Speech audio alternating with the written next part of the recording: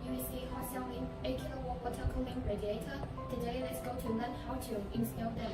Here are all the accessories of 8 kW water cooling radiator. This is the radiator, water bottle, the bracket of water pump, the bottom bracket, the water pump, 3-meter water pipe.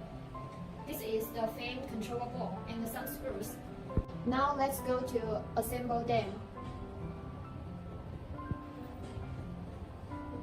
Firstly, we need to fix the bottom bracket of radiator. Fix the water pump bracket to the radiator. Use 2 clamps to hold the pump.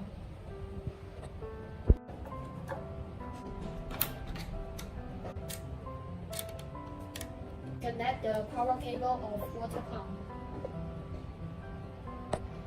Now we have finished the installation of 8 kW water cooling radiator. Let's go to see how it works with S90 Pro.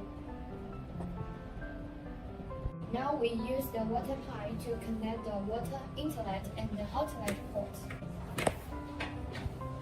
Above are all the installation steps. If you need any help, please ask me.